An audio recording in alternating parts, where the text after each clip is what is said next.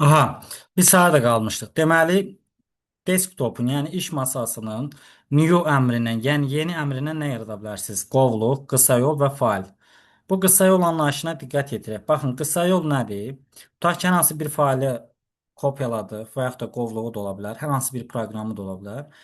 Həmin faili kopyalayandan sonra gəlirsiniz burada qısa yolunu yarat. Yəni burada gəlsiniz qısa yol yapışdır. Görürsüz? Qısa yolunu yapışdırdıq bura. Qısa yolun indi bu Windows 11-də işarəsini dəyişiblər. Windows 10-da başqadır. Bax Windows belə deyək 11-də sadəcə mavi oxdur. Amma Windows 10-da biraz oxun istiqaməti fərqlidir. Yekunda qısa yolun işarəsi budur. Yadınıza salın. Bəs qısa yolun mahiyyəti nədir? Qısa yol adı üstündə. Mən bunu nədən kopyaladım? Bax bu OneNote proqramı kopyaladım. Bu proqramın özüdür? Yox, qısa yoludur. Yəni qısa yol sözünün məntiqinə bir baxsaq, yəni qısadan buna keçiddir. Tutaq ki, bu ekranda yoxdur söz gəlimi. Gəlsən hardansa tapır, kopyalayıb gətir qısa yolunu yaradırsan ki, rahat ona giriş əldə edəsən. İndi məntiqlə fikirləşək. Bunun aid olduğu bu OneNote proqramı əgər silsə, sildik, bu getdi. Bu açılar sizcə? Bu nəyəsə aiddir, amma aid olduğu silinib. Təbii ki, açılmaz. Silinməyəcək. Bax, tutaq ki, OneNote-u biz buradan silmişik. Onda onun qısa yolu silinməyəcək. Yerində qalacaq. Lakin açılmayacaq da. Niyə? Çünki bunun aid olduğu bir element silinib gedib. Bu necə açılsın? Və qısa yolla bağlı bir məqam. Qısa yolu yaratmaq üçün alt düyməsi basılı vəziyyətdə hər hansı bir elementi sürükləsək, bunun nəyə yaranacaq? Qısa yolu. Deməli, alt düyməsi basılı vəziyyətdə sürükləndə gördünüz nə yarandı? Qısa yol yarandı. Və qısa yolun cəmi 1 kilobayt həcmi var. Bunu yadınızda saxlayın. Və bir də bir şey, qısa yolu yaratmaq üçün alt düyməsini dedik. Bir də qısa yolunun burada daxilində də qısa yol əmri var. Bir də bax bu yeni əmrin tərkibində də qısa yol var. Bunların fərqi var yoldaşlar. Qısa yol ümumiyyətlə yadınızda saxlayın ki, yəni create shortcut əmri var, bir də var paste shortcut əmrləri var. İngiliscəsini deyirəm. Paste shortcut yəni yapışdırmaqla. Burada gördüyün. Yadınızda saxlayın ki, əgər sən nəyisə yapışdırıb qısa yol yaradacaqsansa, Ctrl+C-dən istifadə edə bilərsən. Bax, imtahanda anlada bilərlər ki, Ctrl+X-dən sonra qısa yol yaranır. Xeyr, Ctrl+X-dən sonra qısa yol yaranmır. Qısa yol nədən sonra yaranır? Ctrl+C-dən sonra. Bax, bunun mütləq şəkildə yanınızda saxlayın. Niyəsini bax odur ki, Ctrl+X nədir? Nəyisə silmək tutaq ki, bax. Getdim bunu seçdim. Ctrl X verdim. Bu silindi söz gəlimi. İndi gedib sən onu yapışdıramazsın. Çünki qısa yol onunla işləmir. Görürsəz qısa yol buradan passivləşib getdi, yoxa çıxdı. Amma gedib hər hansı bir elementi Ctrl C desən, yəni kopyalasan, bax qısa yolu yarat əmri gəldi bura. Ctrl C ilə işləyir qısa yol. Bunu yadınızda mütləq şəkildə saxlayın. Və bir də heç qısa yol yaratmadan nəsə bir elementi kopyalamısansa, Ctrl+C eləmisənsə, Ctrl+V-dən, yəni vstavit əmrindən istədiyin qədər istifadə edə bilərsən. Bax, bu cümlə qızıl cümləsi imtahana düşə bilər. Əgər Ctrl+C-dan istifadə eləyib nəyisə kopyalamısansa, sən mübaliğə feilində olan elementi istədiyin qədər yapışdıra bilərsən. Yox, əgər sən hər hansı bir elementi Ctrl+X-lə mübaliğə feilinə göndərmisənsə, həmin elementi cəmi bircə dəfə yapışdıra bilərsən. Təkrar deyirəm. Əgər element mübaliğə bu feilinə Ctrl+C ilə gedibdirsə, istənilən qədər yapışa bilər. Yox, Ctrl+X-dən gedibsə, cəmi bircə dəfə yapışa bilər. Və Ctrl+X-dən sonra heç vaxt qısa yol yaratmaq olmur. Bunu nəzərinizdə saxlayın, imtahana düşə bilər. Sonra davam edək. Biz burada görək nəyimiz var başqa. Yenidən dedik 3 dənə element ola bilər, qovluq olar, qısa yol olar, bir də adi fayllar ola bilər. Sonra görüntü ayarları, yəni personalize əmridir. Biz bunu bilirik. Baxaq görək bunun tərkibində nələr var. Personalize-dan sadəcə içində parlaqlığı falan dəyişirsən. Bir də Windows 11-də yenilik var. Ekranın ölçüsünü təyin edirsən. Məsələn, görürsən bu qrafikada da biz keçmişdik. Ekran hansı ölçüdə olsun? Bu bir dənə Windows 11-də var. Windows 10-da belə bir şey yox idi ki, məsələn, ekran ölçüsünü təyin edəsən, 1024x768 ölçüsündə olsun. Və yaxud da nə bilim, hər hansı bir santidə olsun. Bu ancaq dediyim kimi Windows 11-ə gəlmiş yenilikdir. Onda biz bunu görə bilmərik. Sonra desktopda bizim başqa nəyimiz qalıbdı? Desktopda daha fazla seçənəklərdən baxaq. Məsələn, personalize əmri, şəxsiləşdir əmri.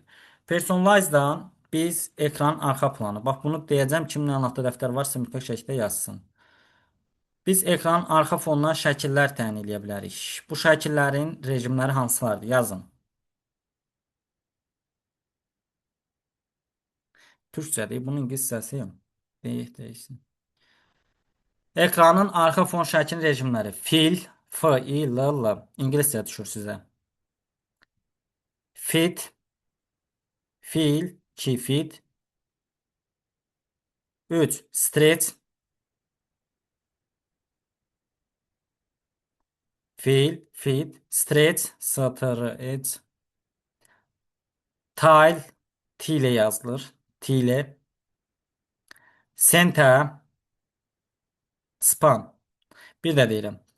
Fill, doldurmaq deməkdir bütün ekran boyu. Fit, sığdırmaq deməkdir. Stretch, genişlət. Tile, ekrana tile genişlət, stretch genişlətməkdir. Tile, tile, sonra center, center mərkəz. Bir də span qarışdırmaq, qarışıq deməkdir. Bax, bunları mütləq şəkildə yadınızda saxlayın. Bunlardan sizə sual gələ bilər. Sonra başqa nəyimiz var burada bizim? Başqa canınıza sağlıq, heç nə. Dedik, ölçülər dedik, böyük, orta, kiçik, çeşitləməyi dedik, refreshi dedik. Belə. Bir də bir şey deyim sizə. Bax, buradan sual gələ bilər sizə. İndi bu türkçədə, orada ingiliscə gələcək. Deyəcək ki, verilmiş fraqmentə əsasən ən sonuncu aparılmış əməliyyatı müəyyən edin. Bax, burada undo əmri var, geri almaq əmri var. Onun düyməsi Ctrl-Z-dir. Undonun qabağına nə yazıb? Kopyala. Deməli, biz deyəcəyik ki, ən sonuncu görülmüş iş kopyalamaq olub. Yaxşı. Undonun qabağına baxırıq, geri alın qabağına baxırıq. Onun qabağında nə yazılıbdırsa, o olacaq bizim ən sonuncu əməliyyatımız. Ən sonuncu əməliyyat olub kopyalamaq. Düyməsi də Ctrl-Z iləndir. Bunu da bildik. Aha, hər hansı bir faili Ctrl düyməsindən sıxılı vəziyyətdə sürükləsəz faili qovluğu, həmin elementin köçürülməsi baş verəcək, yəni kopyası yaranacaq. Hər hansı bir elementi Shift düyməsindən sıxılı vəziyyətdə sürükləsəz, bir dənə ora qayıdım. Əgər Shift düyməsi basılı vəziyyətdə sürükləsəz, bunun daşınması həyata keçiriləcək. Bu da drag and drop texnologiyasıdır. Yazıq ümumiyyətlə Windows əməliyyat sistemində 3 texnologiya mövcuddur.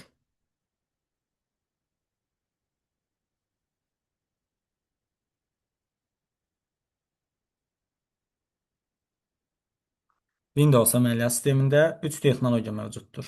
1. Drag and drop, tutmaq və sürükləmək.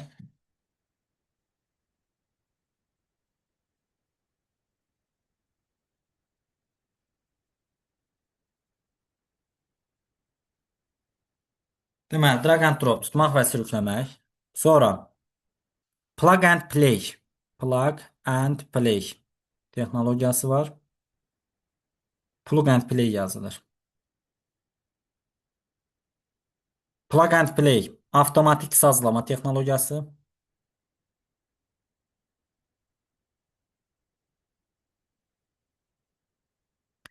Üçüncü də OLE texnologiyasıdır, yoldaşlar. OLE texnologiyası. Bu isə iki proqramın eyni anda işləməsidir. Bir deyin görüm kimlər yazır. Yazdıram. Hı -hı. Drag and drop, tutmaq, sürüşdürmək. Plug and play, avtomatik sazlamaq. OLE iki proqramın eyni anda işləməsi. Bunlar Windows'un əsas texnologiyalarıdır, deyənmədim. Yaxşı. Sonra nə ilə davam edək? Desktopda olan elementləri dedik. Desktopdan sonra keçək taskbara. Deməli, taskbar, bax, gördüyünüz aşağıdakı sətirdir. Tapşırıqlar panelidir. Ekranın müxtəlif hissəsində ola bilər. Bir dənə bunu gedək ayarlarına daxil olaq. Bax, taskbarın əsas kontekst menüsündə nələr var? Türkcədir deyə bütün hamısı türk dilindədir. Türk dilini yaxşı bilmirəm o qədər də. Taskbar ekranın hansı hissəsində ola bilər? Gəlin mən sizə ingiliscədən deyim geçsin. Taskbar ekranın button, yəni aşağı hissəsində, top yuxarı hissəsində, right sağ hissəsində, left sol hissəsində ola bilər. Deməli, taskbar ekranın heç vaxt center, yəni mərkəzində, sentrəsində olanmaz. Bunu yadınızda saxlayın. Taskbar harda ola bilməz? Mərkəzdə. Kənar hissələrin hamısında taskbar ola bilər. Yazırıq. Taskbarın 3 rejimi mövcuddur. Taskbarın 3 rejimi mövcuddur. İngiliscəsini deyəcəm. Always virgül hide label. Bir. Always virgül hide label. Sözləri tərcümə eləyək. Always Həmişə. həmişə. Hide label. Yazılar gizli. Bəli. Yazaq. Always hide label rejimində piktoqramların adları gizlədilir.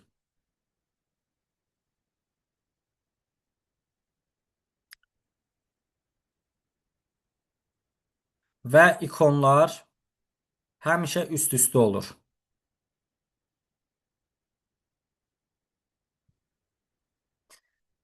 Always və label'da yazılar gizlənilir. Yazılar gizlənilir. İkinci də ikonlar həmişə üst-üstə olur. Always həmişə söz var.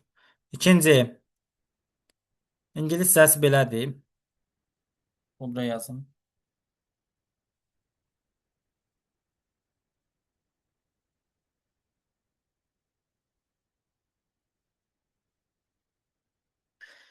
When taskbar is full. Göndərdim chat bölməsinə. When taskbar is full rejimi. Bunu altdan yazarıq indi biz. Yazarıq ki, taskbarda yer çatmadıqda ikonlar üst-üstə gəlir.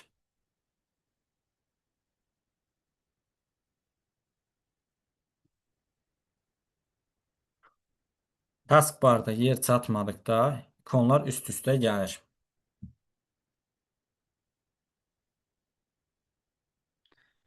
İkonların adları göstərilir.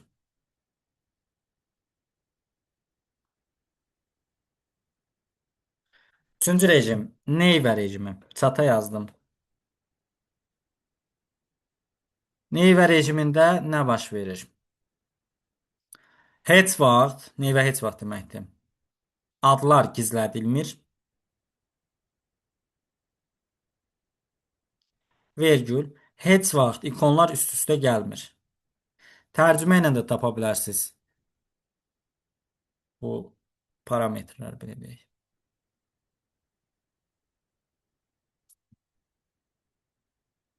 Yazıldısa keçirəm növbəti hissəyə. Deməli, bax bu aşağı hissə ki var. Taskbarın üstündə nələr yerləşir? Taskbarın üstündə proqramlar yerləşir. Və aktiv proqramları tanımaq üçün, baxın, proqramlar Windows-da aşağısına uzun göy xəttlər çəkilirdi. 11-də isə qısa xəttlər çəkilir ki, bu proqramlar görürsünüz aktivdir. Aktiv olan proqramların aşağısından xətt çəkilir. Bunlar aktivdir. Deməli, Start menu yerləşir taskbarın üstündə. Widget yerləşir. Sonra gəlirik bu hissəyə. Bu hissədə aksiyon center deyirlər, bax bu hissəyə. Yəni, tapşırıqların əsas hissəsi buradan həyata keçir. Sonra dil paneli, yəni kompüterin klaviaturasının dilini dəyişmək buradan ola bilər.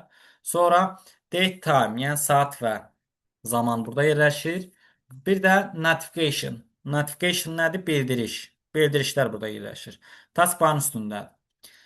Kompüterin dilini dəyişməyin yolları. Klaviaturanın dilini. Windows 11 əməliyyat sistemində də belədir. Onda da Shift və Alt düyməsi basılı vəziyyətdə saxlanarsa. Təkrar deyirəm. Klaviaturanın dilinin dəyişdirilməsinin yollarından biri Shift plus Alt düyməsinin basılı vəziyyətdə saxlanılmasıdır. Və qabağına yazarsınız ki, bu zaman dil paneli açılmır. Bax, mən tutaq ki, görürsünüz, buradan klaviaturanın dilini dəyişirəm. Ekrana dil paneli gəlmir. Amma Win və Space barı vursaq, görürsünüz, dil paneli ekrana gəlir. İkinci, klaviaturanı dəyişməyin ikinci yolu isə Win plus Space bar düyməsidir. Qabağına yazarsınız ki, bu zaman isə dil paneli ekranda açılır.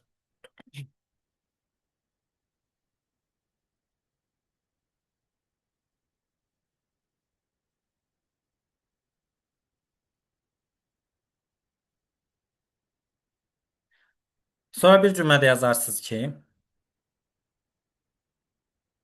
Alt və Tab düymələrinin eyni anda basılması, Alt plus Tab düymələrinin eyni anda basılması Task view-nu aktivləşdir. Task view da budur bax. View nədir? Baxış. Task nədir? İş. Yəni iş panellərinə, iş pəncərələrinə baxış. Task view-nu aktivləşdirir. Alt və tab.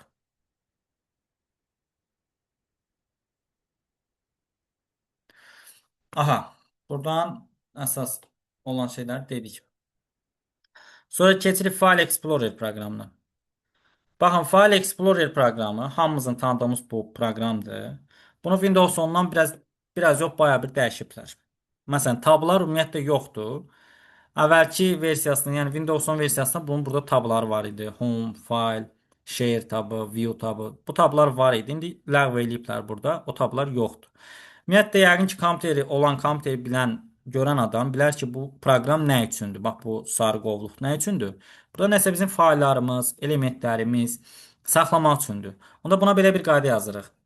Fayllar və qovluqların diskdə saxlanılması üzrə təyin edilmiş proqram fayllar və qovluqların diskdə, söhbət sistem diskindən gedir. Diskdə saxlanılmasını təmin edən proqram File Explorer proqramıdır. Qabağına mötərizə yazarsınız, Windows Explorer-də deyirlər buna. Zəhmət olmasa təkrarlayarız da cümləni. Fayl və qovluqların diskdə saxlanılması strukturunu həyata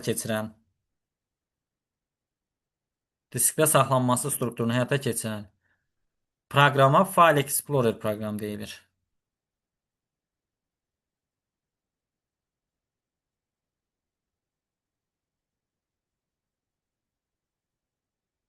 Yazdıq. Bəli, sağ olun. Hı -hı. Deməli, File Explorer-də sizə burada bəzi işarələr haqqında məlumat verməliyəm. Deyim, hiyləgərcəsinə sala bilər. Halbuki proqramda yox. Baxın, bu yuxarı ox işarəsi nə iş görür?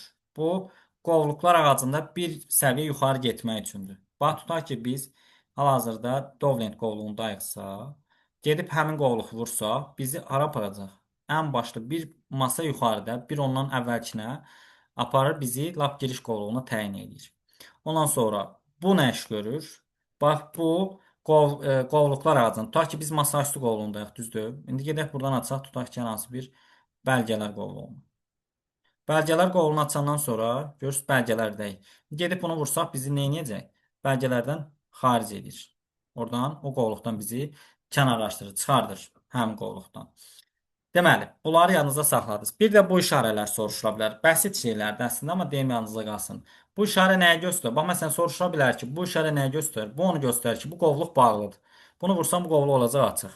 Sonra bax, bu işarə tərsin aşağı olan ox nəyi göstərəcək? Bu qovluğun açıq olduğunu göstərir. Bu qovluğun da daxilində bu qədər qovluq var. Və burada indi bir dənə qovluğa daxil olaq. Ekran. Zəhmət olmasa o yuxarı baxan ox nə eləyibdi? Hansısa bu? Aha, o. Qovluqlar ağacında ən başdakı qovluğa aparır sizi. Tutaq ki, axırlardasınız, vurursunuz, ən başdakı qovluq giriş qovluğudur, sonra aparır, çıxardır sizi. Aha. Baxın, burada bir şey də sizin nəzərinizə çatdırım bu File Explorer-də. Bura bir dənə diqqətlə yetirin, nə yazıb? 26, türkçə yazıblardır. ÖG yazıb. Yəni 26 fayl. 26 element. Bu nədir? Bu nəyi göstərir? Bu, mən hal-hazırda hansı qovluqdayamsa, tutaq ki, masaüstü qovluğundayım, yəni desktop qovluğundayam, onun sayını göstərir. Məsələn, sizə yazıb kəsb verər ki, buradakı 26 nəyi göstərir? Cavabınız cari qovluğun tərkibindəki elementlərin sayı. Məsələn, getdik bəlgələr qovluğuna keçirək. İndi ora nə yazıb? 29 dənə. Deməli, bəlgələr qovluğunda isə, yəni sənədlər qovluğunda isə 29 elementimiz mövcud olur. Sonra burada bəzi əmrlərimiz var. Bunlardan fayllardan birini seçsək. Bax, bu katdır. Kəsmək, Ctrl X. Kopya, kopyalamaq. Paste, yapışdırmaq. Ctrl V-dir bunda düyməsi. Bu isə rename, yəni adının dəyişməsi. Yazaq. Rename əmrinin düyməsi F2 düyməsidir.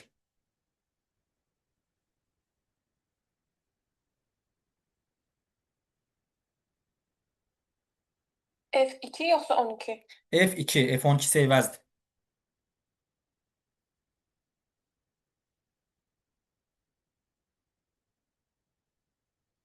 Sonra belə bir əmrimiz var, paylaş. Biz hər hansı faili necə paylaşa bilərik? Buna bir aydınlıq gətirək. Paylaş dedikdə biz bunu Bluetooth-la, bu internet səhvdir biraz. Bax dərsə də ona görə gec qoşulduq. Bluetooth-la, WhatsApp-la paylaşa bilərik. Sonra silmək. Yəni delete düyməsi. Siləndə, belə bir şey yazaq sizə. Bizim bir dənə qovluğumuz var, sistem qovluğu var, recycle bin. Görün indi Nuran mənim konteyner hardadır? Adını dəyişib geri dönüşüm. Yəni zibil qabı. Baxın, bu zibil qabı, bununla bağlı bir şey yazacağıq ki, Windows işə düşdükdə ilk öncə ekrana gələn recycle bindir, yəni zibil səbətidir. Bu gəlir. Lazımsız faylların saxlandığı yer, silinən faylların. Deməli, sən əgər hər hansı bir faylı tutaq olsun, nə bilim, bu rebus mövzusunu indi silməyəcək, müəllimə lazım olar. Buradakı əmrlə silsən, gedib düşəcək ora. Zibil qabına. Yəni delete ilə silsən düşəcək ora. Yox, sən bunu birbaşa Shift plus delete ilə silsən, təkrar deyirəm. Shift plus delete ilə silsən, zibil qabına düşmədən birbaşa silinəcək. Bunu yaxşı olar ki yazarsınız. Shift delete zibil qabına düşmədən silir. Delete isə zibil qabına düşərək silir. Sonra baxın, keçən dərslərimizin hansındasa demişdim. Bir qovluğun daxilində, tutaq ki, dokument qovluğunun daxilində cədvəllər adlı faylın varsa, özü də Word faylıdırsa, sən ikinci bura bir cədvəllər faylı gətirib yerləşdirə bilməzsən. Çünki bir qovluğun daxilində cəmi bir dənə fayl ola bilər, düzdür? Amma zibil qabı adlanan element var ki, yəni recycle bin elementi var ki, yeganə element budur ki, bunun tərkibinə chain adlı fayl girə bilər. Nə dedik? Bircə dənə zibil qabının recycle binin tərkibində chain adlı fayl ola bilər, qalanlarında ola bilməz. Bunu yanınıza saxlayın. Sonra burada bizim vacib bir proqramımız var. File Explorer qaydacağım, gördüm yadıma düşdü. Control panel. Baxın, Control panel çox vacib bir proqramdır kompüter üçün. Kontrol paneldən nə iş görə bilərsiniz? Adı üstündə kontrol və panel. Kompüterin panel hissəsinin, yəni əsas hissələrinin nizamlanması, qorunması və s. Kontrol paneldən nələr eləyə bilərik? Yazırsınız. 1. Təhlükəsizliyə nəzarət. 2. İnternet və internet qurğularına nəzarət. İnternet və nə? İnternet və internet qurğularına.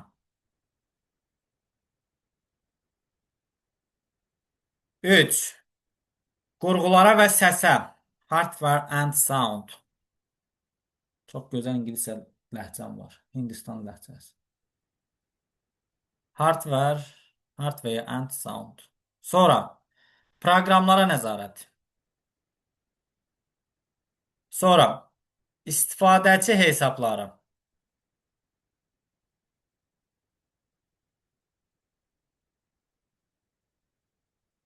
Ekran ayarları. Saat və belə ingiliscəsini yazım. Clock and region. Clock and region. Saat və ərazi. Ərazi. İstifadəçi hesabları sürülür. Sonra ekran ayarları. Ekran ayarlarından sonra bir dənə üzr saniyə olmuş. Devam edək. Ekran ayarları. Sonra saat və region, bölgə. Sonra rahat istifadə. İngilis səs necə idi mənim? Saat və region. Clock and region.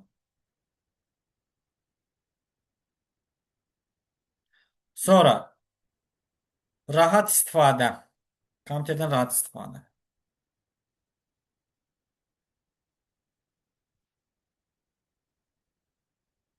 Sonra yazırıq ki, kontrol panelin 3 görünüş rejimi var. Bax, bu kontrol paneldən sual gələcək ha. Bunlara baxarsınız. Birinci imtihana Windows 11-dən ilk dəfə bir sual salınırdı deyə dərinlik yox idi. İndi sual gələcək. Aha. Deməli, Windows nə idi? Kontrol panelin kilməyində 3 görünüş rejimi var. 1. Kateqori. 2. Large icons.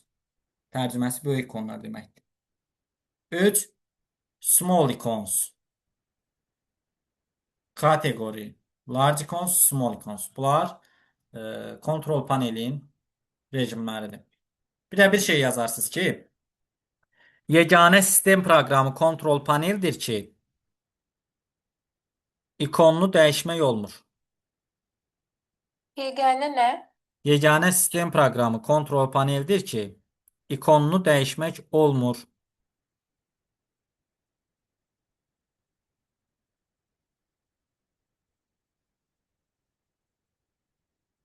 Yazdır. Yeganə ikon proqramı, sistem proqramı ikondur ki, Ona cümlə oldu. Yeganə sistem proqramı kontrol paneldir ki, ikonu dəyişmir. Yeganə sistem proqramı kontrol paneldir ki, ikonu dəyişmir. Bunu da yazdıq. Sonra File Explorer ilə davam edə bilərik. File Explorer'də yazın ki, çeşidləmə. Hansı elementlərə görə çeşidləyə bilərsiniz? 1. Adına görə. Durum ingiliscədən, türkçədən nə demək? Yadıma çıxıbsınız. Status, vəziyyət. 1. Adına görə. 2. Vəziyyəti Dəyişdirilmə tarixinə görə. 3. Qruplaşdırmaqla çeşidləmək. Sonra ölçüsünə görə. Bir dəqiqə 3 nə idi? 3'ə yazın, ölçü yazın. Dəyişdirmədən sonra ölçü yazın. Hı hı. Sonra yaradılma tarixinə görə. Sonra müəlliflərə görə. Bir də tipinə görə.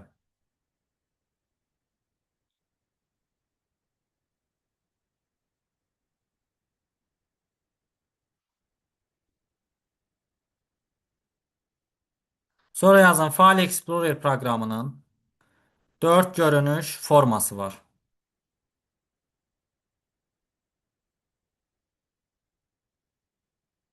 File Explorer proqramının 4 görünüş forması var. Çox böyük, ingiliscəsini deyirəm. Extra large.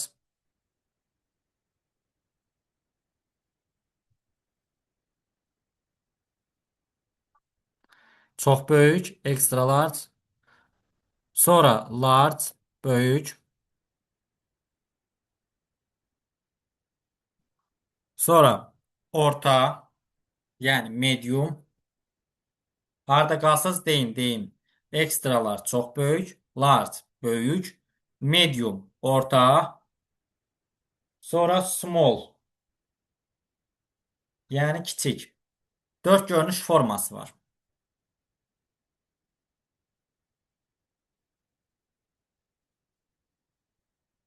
Yazdınız.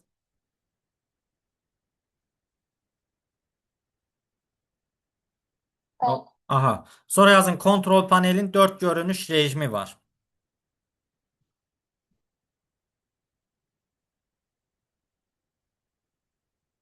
4 nəyi? Görünüş. 4 görünüş rejimi var. Yazdınız. 1. Details.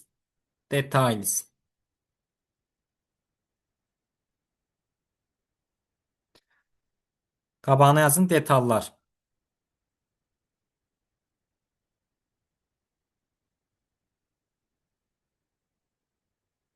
Yazdınız. Ona mötərizə yazın 2026'da fevralda düşmüşdü.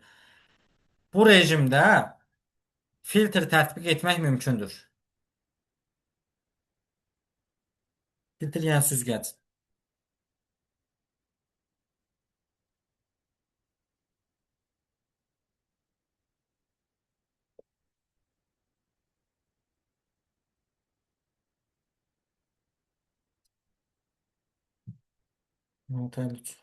Deməli, nə yazdınız? Details bu rejimdə filtr tətbiq etmək mümkündür. Sonra siyahı rejimi. Bu 2-dir. Hə, 2-dir bəli. 2 siyahı rejimi.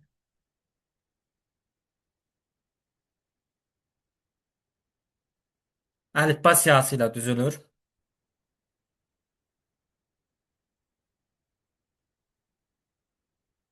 3. Tile rejimi. T ilə yazılır.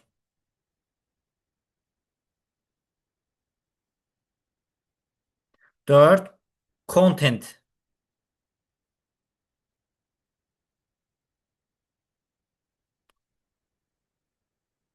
Content yəni content məzmun deməkdir də. Məzmun rejimi. Və Chile nədir? Tərcüməsi. Tile rejimi İngilis hissəsi yadımdan çıxdı onun.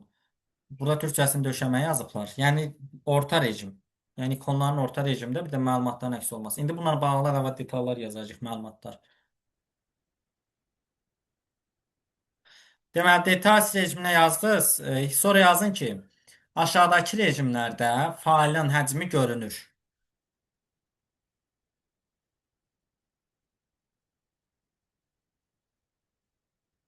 Nə yazaq? Aşağıdakı rejimlərdə failin həcmi görünür. 1. Details 2. Tile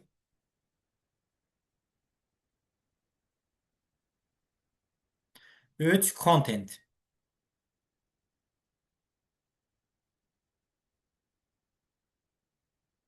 Yazdınız. Bəli. Əla. Bu da sizin Windows 11'iniz. Windows 11'dən düşmə ehtimalı nələr var idisə, hamısını dedim. Bizim ən sonuncu qəbulumuz neçənci il qalıb? Ben bir de şey olabilir, o ağrı şey, ağrı pik. Onlar sizdə düşmə ehtimalı yoxdur, Tarih. Ben o sualı tez-tez görürüm. Bir de sınavlarda zaten Bax, görürüm. mən ən çox File Explorer-in üstə durdu. Buradan düşəcək sual. Buna ən çox bura yoxdur, File Explorer-dən düşəcək. O ayrı şey, Karyopik interfeyslər rahat 2-3 cümlədə onu qrupa qeyd olaraq yazıb atacaq. Biz 2025-i deyəsən işlədik. 2025 işlədik. Bəs sınaq toplusuna, mənim toplumuma neçəni işləmişik ən sonuncu? 5-i səhv eləmirəmsə.